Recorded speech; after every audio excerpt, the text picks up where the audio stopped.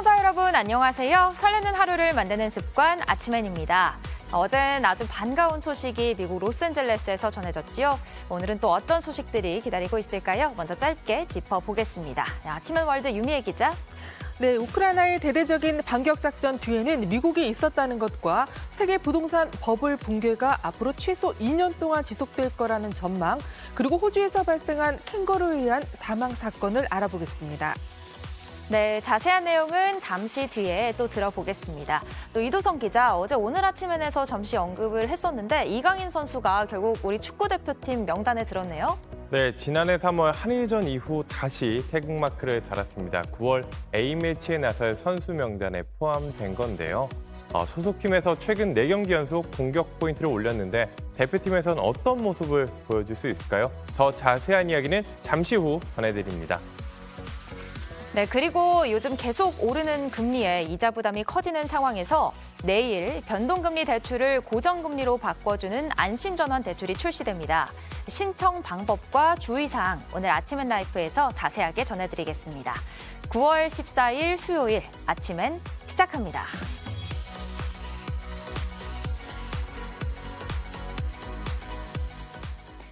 첫 소식입니다. 미국의 8월 소비자 물가 지수가 지난해 같은 달보다 8.3% 올랐습니다. 시장에서 예상했던 것보다 강한 수준인데 여전히 높은 인플레이션에 미 연방준비제도가 다음 주 자이언트 스텝을 넘어 기준금리를 한 번에 1%포인트 올리는 울트라 스텝에 나설 가능성도 높아지고 있습니다. 로스앤젤레스 홍희정 특파원입니다. 미국 8월 소비자 물가 지수 상승률이 전년 대비 8.3%로 월가 예상치 8.0%를 상회했다고 미 노동부가 발표했습니다. 7월 소비자 물가 지수 8.5%에 비해 소폭 둔화하긴 했지만 변동성이 큰 식료품과 에너지 부문을 뺀 핵심 소비자 물가 지수 상승률은 전월 대비 0.6%, 전년 대비 6.3% 올랐습니다. 모두 월가 예상치를 넘어선 수준입니다. Yet again, the American people received a monthly inflation report that was even worse than the expert predictions. 전문가들은 주택, 식료품, 의료비 상승세가 높은 물가 상승의 주 요인이라 분석했습니다. 소비자 물가지수 비중의 3분의 1을 차지하는 식품 지수가 전월 대비 0.8% 상승하면서 에너지값 하락을 상쇄했기 때문입니다. 일각에선 금리 1%포인트 인상 전망도 제기됐습니다. 자이언트 스텝을 넘어 울트라 스텝을 단행할 수도 있다는 분석입니다. The Fed's in a tough spot, and there has been some speculation after today's CPI number that they may go 100 basis points in September, next week's meeting. 뉴욕 증시는 일제히 폭락하며 2020년 6월 11일 이후 하루 최대폭 하락을 기록했습니다. 기술주 중심 나스닥 지수는 5.16% 떨어졌고 다우존스도 3.94% 하락했습니다. 로스앤젤레스에서 JTBC 홍희정입니다. 러시아가 우크라이나를 침공한 지 200일이 넘은 가운데 우크라이나군이 전세 역전의 조짐을 보이고 있습니다. 단 이틀 만에 서울 면적의 10배에 이르는 영토를 러시아로부터 되찾았다는 주장이 나왔고 러시아에 대한 서방 세계의 압박도 높아지고 있습니다. 이주찬 기자입니다. 격추된 드론 잔해가 바닥에 흩어져 있습니다. 우크라이나 국방부는 현지 시간 13일 동북부 하르키우주에서 러시아군이 운영한 이란산 드론을 격추했다고 밝혔습니다.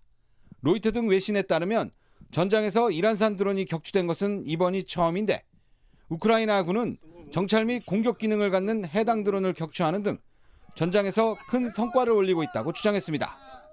이틀 만에 우크라이나군이 되찾은 영토가 6,000제곱킬로미터 이상, 서울 면적의 10배에 해당하는 면적을 탈환했다고 밝혔습니다. 특히 회복한 영토는 러시아군이 5개월 동안 점령한 지역으로 우크라이나 제2의 도시가 속한 하르키우주에 이어 동북쪽 루안스크 지역까지 탈환을 이어가고 있습니다.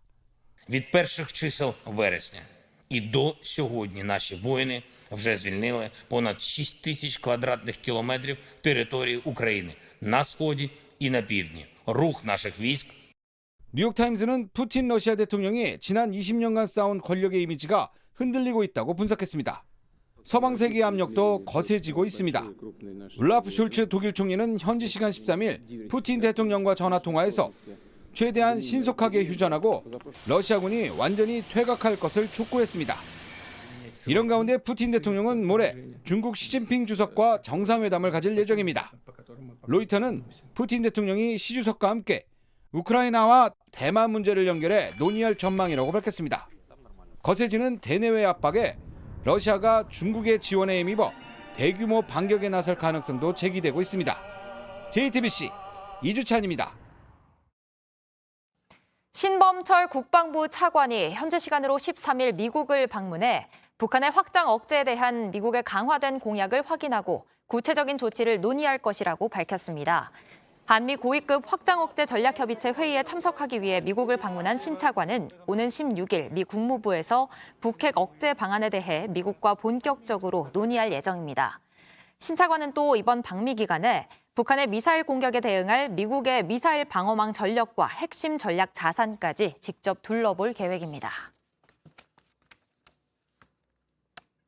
이런 가운데 미국 국방부는 최근 북한이 핵 선제 공격을 가능하게 한 법령을 채택한 것과 관련해 핵 억제력을 확보하기 위해 동맹과 긴밀히 협력하겠다는 입장을 밝혔습니다.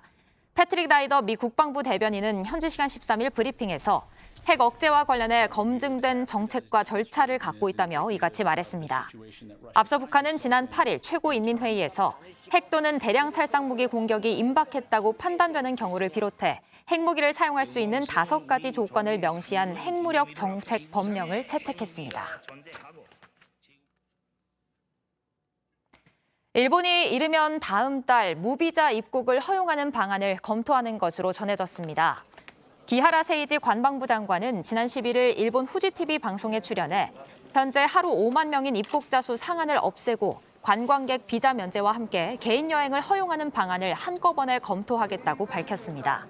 최근 일본의 코로나 확산세가 줄고 있는 데다 침체된 일본 경기를 살려야 한다는 일본 내 분위기도 영향을 준 것으로 보입니다. 네, 오늘 아침엔 월드에서는 우크라이나 소식 이어서 들어보겠습니다. 네, 유미애 기자 만나보겠습니다. 네, 유 기자, 러시아에 대한 우크라이나의 대반격이 성공한 데에 또 다른 주목할 만한 배경이 있다고 하는데 어떤 건가요? 네, 어제 아침엔 월드 시간에는 우크라이나의 승리에는 군의 전술이 있었다는 소식을 전해드렸었는데요. 그런데 한 가지가 더 있었습니다. 뉴욕타임스의 기사를 보시겠습니다. 우크라이나의 빠른 진격에 결정적인 순간이 있었다는 제목의 기사인데요. 이번 대규모 반격 작전에 착수하기 몇 달 전부터 미국과 구체적인 작전 계획을 논의했다고 합니다.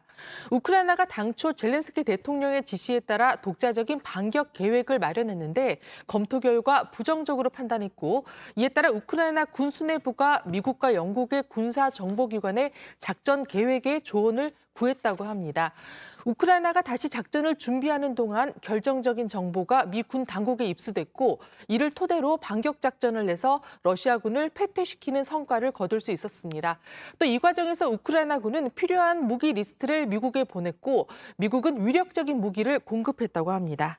그러니까 이 작전 수립 과정에서 미국이나 이런 서방 국가와 긴밀하게 소통을 하고 또 적극적으로 조언을 받아들인 것도 또 좋은 효과가 있었던 것 같습니다. 다음 소식은 뭔가요? 네, 블룸버그 통신이 세계 부동산 시장을 진단한 내용입니다. 전 세계 각국 중앙은행이 물가를 잡기 위해 기준금리를 인상하는 가운데 부동산 버블 붕괴가 앞으로 최소 2년 동안 지속될 거라는 전망이 나왔습니다. 블룸버그 통신은 특히 막 경제 활동을 시작한 젊은 세대가 위험하다고 진단했습니다. 물가 상승으로 실질 임금은 하락하고 주택담보대출 금리가 급등하는 것을 처음 겪기 때문입니다. 블룸버그는 호주와 캐나다, 뉴질랜드, 영국 등을 위험 국가로 지목했는데요. 변동금리로 주택담보대출을 받은 채무자가 많은 국가일수록 충격이 클 수 있다고 경고했습니다. 우리나라가 콕 집어 명시되지는 않았지만 2008년 금융위기 때처럼 글로벌 부동산 충격에 파장이 미칠 수 있기 때문에 주시해야 할 것으로 보입니다. 네, 마음을 무겁게 하는 경제 관련 소식이고요. 다음은 미국 뉴욕의 명문 컬럼비아대 소식인데요. 미국 대학 순위에서 이렇게 하락을 했는데 얼마나 떨어진 건가요? 네, 미국 컬럼비아대 순위가 지난해 2위에서 올해는 18위로 밀렸습니다. 가장 신뢰받는 미국 대학의 순위 평가로 꼽히는 US 뉴스앤드 월드 리포트의 집계에서인데요. 이유를 알아보니 평가 기관에 제출한 통계 자료에서 사실과 다른 부분이 발견됐고 확인됐기 때문입니다. 강희수와 교수진의 최종 학위에 대한 통계가 학교 측에 유리한 방향으로 제출된 건데요. 다만 뉴욕타임스는 한 대학이 1년 만에 이렇게 순위가 급락했다면 이는 전체 순위 시스템을 신뢰할 수 없다는 의미 아니냐는 지적도 동시에 제기했습니다. 네, 한편 올해 순위에 따르면 프린스턴대가 지난해에 이어 1위에 올랐고 매사추세츠 공대가 2위, 하버드와 예일, 스탠퍼드대는 공동 3위를 차지했습니다. 지난해 2위에서 올해 18위면 확실히 급락을 한 것 같긴 합니다. 끝으로 이제 호주에서 캥거루를 기르던 노인이 캥거루에게 살해되는 일이 있었는데 어떻게 된 일인가요? 네, 우리는 일반적으로 캥거루를 귀여운 동물로만 생각을 하지만 이 영상을 보시면 좀 생각이 달라질 수도 있을 것 같습니다. 캥거루들이 싸우는 영상인데요. 몸을 점프해서 두 발로 다른 캥거루의 배를 차는 모습인데요. 모든 캥거루가 그렇다는 건 아니지만 캥거루가 공격하는 일이 예상보다는 잦다고 합니다. 그런데 이번에 호주에서 77세 노인이 자신이 기르던 캥거루의 공격을 받고 숨졌습니다. 캥거루로 인해 인명피해가 난 건 지난 1939년 이후 약 86년 만인데요. 숨진 노인은 캥거루 발차기에 수차례 맞거나 발로 밟혀 골절과 출혈 등 중상을 입은 상태로 추정된다고 호주 당국은 밝혔습니다. 이 캥거루는 출입문을 막고 현장 구급대원을 위협해 구조 작업이 지연되기도 했는데요. 결국 뒤늦게 현장에 도착한 경찰들이 캥거루를 죽이고 나서야 구조대가 집으로 들어갈 수 있었다고 합니다. 피해자를 사망케 한 캥거루는 서부 회색 캥거루로 알려졌는데요. 이 캥거루는 호주의 남서부에서 흔히 발견되는 종으로 몸무게는 최대 54kg까지 나가며 1m 30cm까지 자랍니다. 아이고, 안타까운 사건인데 이게 마냥 귀여운 줄만 알았는데 캥거루가 공격적인 면이 있네요. 네, 오늘 아침앤월드 유미애 기자와 함께했습니다. 잘 들었습니다. 다음 소식입니다. 성남FC 후원금 의혹을 수사해온 경찰이 이재명 더불어민주당 대표에게 뇌물 혐의가 있다고 봤습니다. 성남FC가 두산건설에 특혜를 주고 받은 광고비가 성과금 형태로 이 대표 측근들에게 갔다고 판단한 겁니다. 경찰은 이 사건을 3년간 수사한 뒤 지난해 무혐의로 끝냈는데 1년 만에 정반대의 결론이 나왔습니다. 이승환 기자입니다. 경찰이 이재명 더불어민주당 대표에게 혐의가 있다고 본 건 이 대표의 측근 3명이 받은 성과금 때문입니다. 두산건설이 성남FC에 낸 광고비가 이들에게 흘러갔다는 게 경찰 판단입니다. 지난 2014년 10월 두산건설이 성남시에 보낸 공문입니다. 성남 분당에 있는 병원 부지를 상업시설로 바꿔달라는 내용입니다. 해당 부지에 사옥을 짓게 되면 건물 1층 일부를 공공시설로 제공하거나 성남FC에 후원하겠다고 적혀 있습니다. 다음해 7월 성남시는 두산그룹 사옥 신축과 계열사 이전 계획을 발표합니다. 당시 용적률과 연면적 등을 3배 정도 높여줬고 전체 부지의 10%만 공공시설로 받는 조건이었습니다. 같은 해 성남FC와 두산건설은 53억 원 규모 광고 협약도 맺습니다. 이재명 더불어민주당 대표는 성남FC가 시민 세금으로 운영되는 만큼 광고비를 받았다고 해도 시민의 이익이 된다고 주장했습니다. 하지만 광고 협약을 맺기 전 성남FC에선 광고를 유치한 사람에게 최대 20% 성과금을 지급하는 규정을 만든 걸로 확인됐습니다. 이렇게 만든 규정에 따라 2015년부터 3년간 수주한 광고 성과금 90%가 당시 성남FC에서 근무하던 이 대표 측근 3명에게 돌아갔습니다. 경찰은 인허가 대가로 받은 광고비가 이 대표의 측근들인 제3자에게 뇌물로 전달된 걸로 보고 있습니다. 이 대표와 당시 실무를 맡았던 성남시 공무원, 두산건설 전 대표 모두 뇌물을 주고받았다고 결론냈습니다. 경찰 관계자는 압수수색 등을 통해 객관적인 자료와 의미 있는 진술을 확보했다고 밝혔습니다. 경찰은 2018년 고발된 이 사건에 대해 3년 만인 지난해 9월 증거가 충분하지 않다는 이유로 검찰에 사건을 넘기지 않았습니다. 하지만 검찰이 보완 수사를 요구하자 지난 2월부터 사건을 다시 들여다봤습니다. 무혐의로 끝낸 사건을 1년 만에 유죄 취지로 뒤집은 건데 경찰은 재판도 1심과 2심이 달라질 수 있듯이 수사도 마찬가지라며 최선을 다한 결과였다고 설명했습니다. JTBC 이승환입니다. 이와 관련해서 이재명 대표는 직접 대응하지 않았고 이 대표 측근 인사는 직접 받은 돈이 없으니 3자 뇌물죄로 엮었다고 주장했습니다. 민주당은 또 한 번 노골적으로 이재명 죽이기를 한다고 반발했습니다. 이어서 구혜진 기자입니다. 이재명 민주당 대표는 성남FC 수사와 관련한 취재진 질문에 입을 굳게 다물었습니다. 오늘 요구할 때는 하실 생각이 있으신가요? 추가로 통보가 오거나 기소하더라도 계속 같은 입장으로 직접 대응을 최소화함으로써 수사당국의 페이스에 말려들지 않겠다는 뜻으로 풀이됩니다. 앞서 검찰은 추석 연휴를 하루 앞두고 이 대표가 대선 기간 허위 발언을 한 혐의가 있다며 재판에 넘겼습니다. 그래서 이 대표 측에선 며칠 만에 수사당국의 추가 조치가 있을 거라곤 예상하지 못했던 것으로 보입니다. 대표님 혹시 추가 기소 가능성에 대해서는 조금 어떻게 보고 계신가요? 내가 뭘 잘못한 게 또 있답니까? 민주당은 이재명 죽이기 3탄이라며 격앙된 반응을 보였습니다. 이 대표 측 관계자도 이 대표가 직접 받은 돈이 없음에도 기소 의견으로 송치하기 위해 제3자 뇌물죄를 내민 것이라고 주장했습니다. 국민의힘은 이 대표의 사법 리스크가 본격화됐다며 공세 수위를 높였습니다. 지난 정권에서의 봐주기 수사로 불송치 결정된 것이 재수사를 통해 진실이 드러나고 있는 것입니다. 이런 가운데 이 대표는 복심으로 알려진 정진상 전 성남시 정책실장을 당대표실 정무조정실장에 내정했습니다. 오랜 기간 호흡을 맞춰온 측근들을 불러들이며 본격적으로 수사에 대비하려는 것으로 보입니다. JTBC 구혜진입니다. 한편 국민의힘의 새 비상대책위원회는 시작부터 삐걱댔습니다. 윤석열 대통령의 측근이 비대위원으로 들어갔다가 발표 90분 만에 돌연 사퇴했습니다. 이준석 전 대표가 다시 낸 가처분 신청도 운명을 결정할 변수인데요. 이번에도 법원에서 같은 결론을 내면 비대위가 또 해산될 수 있습니다. 이지혜 기자입니다. 비상대책위원 선발 기준으로 통합과 균형을 꼽은 정진석 위원장. 기민하게 대응할 수 있는 그런 인선으로 비대위 구성을 해야겠다는 생각도 했고요. 또 그래서 그 통합과 균형성 이걸 좀 중시해서 인선을 고민했습니다. 3선의 김상훈 의원과 재선의 정점식 의원, 전주혜 의원과 김병민 전 비대위원이 임명됐습니다. 여기에 혁신위 김종혁 대변인과 김행 전 청와대 대변인이 포함됐습니다. 대선 당시 윤석열 캠프 출신들도 있지만 개파색이 엷은 인사들도 포함되면서 균형 인사를 고민한 흔적이 보인다는 당내 평가가 나왔습니다. 하지만 윤석열 대통령과 가까운 주기환 전 검찰 수사관이 호남 몫으로 포함됐다가 발표 1시간 만에 돌연 사퇴했습니다. 그러면서 광주 출신의 전주혜 의원이 급하게 추가 합류했습니다. 국민의힘 한 의원은 주 전 수사관이 친윤색이 강한 인사라는 지적을 감안해 번복한 것 아니겠냐고 전했습니다. 법원의 가처분 신문을 앞두고 당 지도부는 새 비대위 역시 효력이 정지될 가능성에 촉각을 곤두세우고 있습니다. 사법자재의 선을 넘고 지켜지지 못할 경우에 매우 우려스러운 일들이 발생합니다.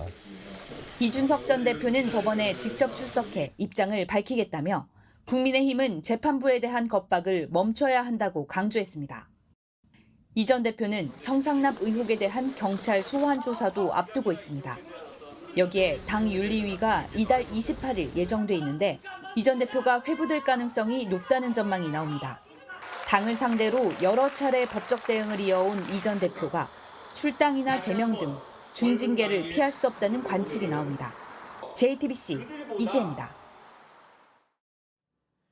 공군 성폭력 피해자 고 이해람 중사 사건에 대한 특검팀의 수사 결과가 나왔습니다. 군 스스로 수사했을 때 죄가 없다고 결론이 났던 사건 관련자들이 줄줄이 재판에 넘겨졌습니다. 수사 기밀 유출과 부실 수사, 2차 가해 등이 있었다고 특검은 판단했습니다. 박사라 기자의 보도입니다. 안미영 특별검사팀은 공군 내 성폭력 사건과 관련해 전익수 공군본부 법무실장을 비롯한 8명을 재판에 넘겼습니다. 지난 6월 5일 특검이 출범한 지 100일 만입니다. 국방부 자체 수사에서는 밝혀지지 않았던 것들이 특검팀의 수사 내용에 포함됐습니다. 먼저 군의 초기 수사에서 수사기밀 유출과 수사 방해가 있었다고 봤습니다. 특검팀은 지난해 7월 수사를 받던 전익수 실장이 수사 기밀을 듣고 군 검사에게 전화로 압력을 행사했다며 재판에 넘겼습니다. 법무실장 본인에 대한 수사도 진행 중이던 국방부 검찰단 소속 군검사를 상대로 구속영장 내용이 잘못되었다며 그 근거를 대라고 추궁하는 등 또 특검팀은 사건을 담당한 군검사가 휴가를 쓰면서 수사를 뒤로 미루고 피해자 관련 내용을 외부에 유출했다고 봤습니다. 부실 수사를 했다는 겁니다. 또 사건을 은폐하려는 시도와 2차 가해도 모두 실제 있었다고 밝혔습니다. 성폭력 가해자는 자신이 거짓 고소를 당한 것처럼 말하고 다녔지만 상사들은 피해자를 분리 조치하지 않았습니다. 오히려 피해자가 이상한 사람이라며 거짓말을 퍼뜨리고 다녔다는 겁니다. 직속 상관들이나 모든 사람들이 오히려 가해자를 두둔하는 상황을 만들고 그리고 너만 참으면 된다면서 회유하고 협박하고 전익수 실장은 특검팀 발표 이후 입장문을 내고 당시 군검사에게 위력을 행사한 적이 없다며 끼워 맞추기식 기소라고 반박했습니다. JTBC 박사라입니다.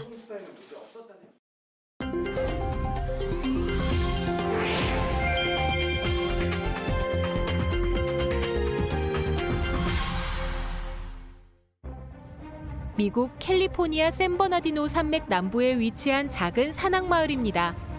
그런데 이게 웬 아수라장일까요? 도로가 온통 시꺼먼 물질로 뒤덮였습니다. 스멀스멀 움직이는 모습이 마치 화산에서 흘러나온 용암을 보는 듯한데요. 최근 내린 강한 폭우로 산사태 위험이 높아진 가운데 협곡 지대를 휩쓸며 진흙더미가 쏟아진 겁니다. 다행히 인명 피해는 없었지만 진흙이 1m 넘게 쌓여 차량 통행에 큰 불편을 겪었는데요. 당국이 긴급하게 복구에 나서는 한편 돌발 홍수에 따른 추가 붕괴를 우려하고 있습니다. 삐쩍 마른 북극곰 한 마리가 쓰러져 숨을 헐떡이고 있습니다. 살려달라고 애원하듯 허공에 앞발을 내밀었다가 곧 힘없이 늘어지는데요. 러시아 시베리아 북부 딕슨 섬에서 발견된 북극곰입니다. 등과 뒷다리 여러 군데에 총을 맞은 상태였는데요. 탈수와 굶주림에 얼마나 시달렸는지 몸무게가 정상곰의 3분의 1도 안 되는 60kg 정도에 불과했습니다. 구조대가 응급처치를 한 뒤 수의사들이 있는 모스크바로 옮겼는데요. 성공적으로 총알을 제거해 다행히 북극곰의 상태는 호전된 것으로 전해졌습니다. 관할 당국이 곰의 부상 경위를 조사하고 있는데요. 멸종위기종인 북극곰 사냥은 엄연히 불법인 만큼 총을 쏜 사람을 찾아내 기소하겠다고 밝혔습니다. 푸른 잔디밭에서 골프채를 한번 휘두르더니 냅다 달리기 시작합니다. 심지어 골프카트보다 속도가 빠른데요. 영국에서 열린 스피드 골프 대회 현장입니다. 골프와 육상 경기를 결합한 이색 스포츠로 18홀 정식 코스를 누가 가장 빨리 도는지 겨루는 건데요. 캐디들의 도움을 받는 것이 금지돼 있기 때문에 장비도 선수가 다 챙겨서 뛰어야 합니다.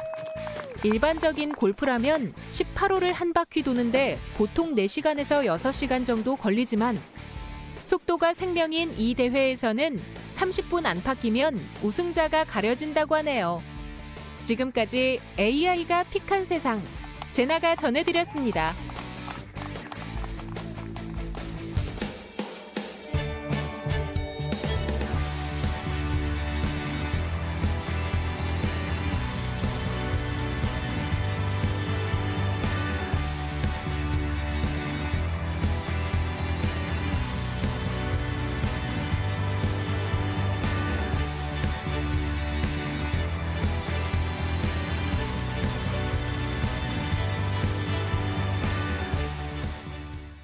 전 세계적인 금리 인상 기조 속에 은행 대출 금리가 빠르게 뛰고 있습니다.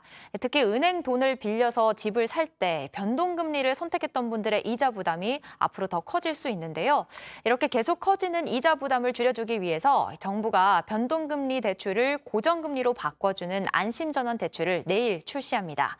자, 어떻게 신청하면 되는지, 주의사항은 뭔지 오늘 아침 엔라이프 경제산업부 송지혜 기자와 자세하게 알아보겠습니다. 네, 송 기자 안녕하세요. 지난달에도 저희가 사전 안내 사이트 오픈될 때 이 자리에서 소개를 해드린 적이 있는데 내일부터 신청을 할 수가 있어요. 우선 이 안심전환 대출이 뭔지부터 다시 한번 설명해 주시죠. 네, 변동금리 주택담보대출을 연 3%대 고정금리로 갈아탈 수 있게 하는 정책금융 상품입니다.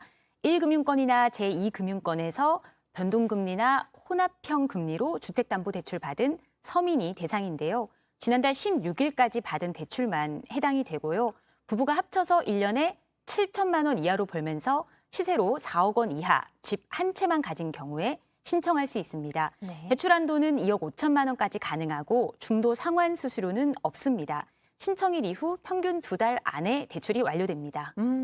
이 갈아타는 고정금리가 연 3%대 정확하게 어느 정도일까요? 네, 보시면 이 만기 10년이 연 3.8%, 30년은 연 4%고요. 만 39세 이하이고 연소득 6천만 원 이하 청년층이라면 여기서 0.1%포인트 더 저렴하게 빌릴 수 있습니다. 그러니까 만기일에 따라서 지금 달라지고 있네요. 그렇다면 대상이 되는 분들은 이제 신청을 하실 텐데 어떻게 신청을 하면 될까요? 네, 조건에 따라서 신청 기간과 방법 조금씩 다른데요. 먼저 내일부터 28일까지 집값 3억 원 이하인 분들부터 신청을 받습니다. 국민, 신한, 농협, 하나, 우리, 기업은행 이 6대 은행에서 대출을 받았다면 해당 은행 영업점이나 홈페이지에서 신청을 할 수 있고요. 네. 그 외의 은행이나 제2금융권에서 대출을 받았다면 주택금융공사 홈페이지나 애플리케이션에서 신청을 할 수 있습니다. 그다음에 다음 달 6일부터 13일까지 집값 3억 원에서 4억 원 사이인 분들 대상으로 2차로 신청을 받는데요. 네. 만일 1차 때 접수된 물량이 총 예산인 25조 원을 넘는다. 이때는 2차 신청을 받지 않고 마감될 수 있다고 합니다. 아, 그러면 혹시 선착순으로 접수를 받는 건가요? 네, 그래서 좀 서둘러야 되나 이런 생각하실 수 있는데 네. 선착순은 아니고요. 신청이 특정일에 몰리는 걸 막기 위해서 주민등록상 출생연도 끝자리에 맞춰서 오부제로 진행을 합니다. 네. 달력을 한번 보면서 설명을 드리겠습니다. 신청 첫날인 내일은 출생연도 끝자리가 4나 9인 사람이 신청을 할 수 있고요. 16일은 5나 0, 그리고 월요일을 기준으로 1과 6부터 시작한다고 생각하시면 이해하기가 좀 편하실 겁니다. 이건 2차 신청 때도 같은 방식이 적용이 되고요. 네. 포털 사이트에 안심전환 대출 이렇게 치시면 관련 안내 사이트로 연결이 되는데 여기서도 이 자세한 오부제 날짜 확인할 수 있습니다. 아, 지금 오부제도 그렇고 대출을 받은 은행에 따라서도 그렇고 좀 자세하게 확인을 하고 신청을 하셔야 되는 부분들이 있으니까 기억을 해주시면 좋을 것 같아요. 집에 세를 주고 실제로 살지 않는 경우도 있고 또 지금은 집 가격이 시세 4억 원 이하인데 나중에 오를 수도 있잖아요. 이런 경우에는 또 변화가 생기는 건지도 궁금하거든요. 네, 많은 분들이 이번에 관련해서 여러 궁금증을 좀 갖고 계신데요. 정리를 해봤습니다. 먼저 집에 세입자가 살고 있어도 안심전환 대출을 신청할 수 있습니다. 또 대출을 갈아탄 후에 집값이 그때 4억 원을 넘어도 아무런 문제가 안 됩니다. 왜냐하면 안심전환 대출 신청일 기준으로만 집 가격을 따지기 때문입니다. 네. 또 주택금융공사에 어떤 것들을 좀 많이 질문을 하냐 이렇게 물어봤는데 그중에 하나가 주거용 오피스텔도 대상이 되느냐 이것도 있다고 하는데요. 확인한 결과 주거용 오피스텔은 이 주택법상 공부상 주택이 아니어서 안심전환 대출 대상이 안 된다고 합니다. 아, 주거용 오피스텔은 포함이 안 되네요. 대출 한도가 2억 5천만 원이에요. 그럼 기존의 대출 금액이 2억 5천만 원이 넘는 경우에는 이 서비스를 이용할 수 있을까요? 네, 이때도 이용할 수 있습니다. 초과하는 금액을 갚은 뒤에 안심전환 대출을 신청하면 되는데요. 네. 또 하나 중요한 건 만일 신청자가 많이 몰릴 경우에는 내 조건이 맞고 신청을 했다고 해서 모두 안심전환 대출을 이용할 수 있는 건 아니라는 겁니다. 아까 말씀드린 것처럼 이번에 총 공급 한도가 25조 원으로 정해져 있거든요. 네. 그렇기 때문에 이를 넘길 경우에는 집 가격이 낮은 사람부터 대상자로 선정을 하고요. 신청 물량이 25조 원이 안 된다. 이때는 주택 가격을 조금씩 높여가면서 추가로 신청을 받는다고 합니다. 그렇군요. 금리 상승기에 잘 따져보고 이 안심전환 대출을 신청하면 도움을 받을 수 있는 분도 있을 것 같습니다. 지금까지 송지혜 기자였습니다. 잘 들었습니다.